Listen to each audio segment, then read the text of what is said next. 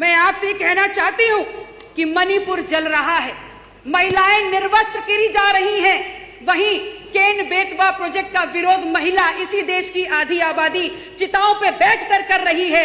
इसी देश में महिला पहलवान सड़कों पर प्रदर्शन कर रही थी।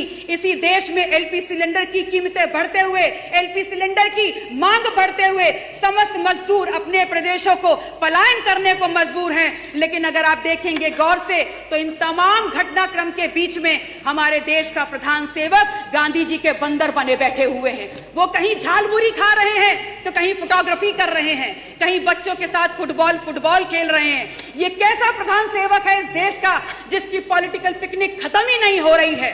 और आपके सामने यकायक ये महामानव अवतरित होते हैं तब जब 3 दिन के सत्र के बाद आपके कुत्सित मंसूबों को समूचा विपक्ष धराशायी करने का काम करता है। आप आते हैं, आप अवतरित होते हैं हमारे सामने तमाम सरकारी प्लेटफॉर्म्स को यूज करके, जैसे दूरदर्शन, जैसे संसद टीवी, रोना रट्टा मचा देते हैं। और क्या बोलते हैं? किस लिए आते हैं? इसलिए आते हैं because you wanted to build a political narrative and that too when just before when the elections of various states were going on in Indian country।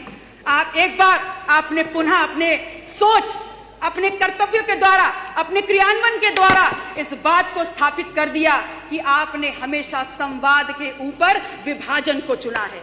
आपने इस बात को स्थापित कर दिया कि आपने हमेशा अपनी अकाउंटेबिलिटी के ऊपर आपने चुप्पी को सुना है।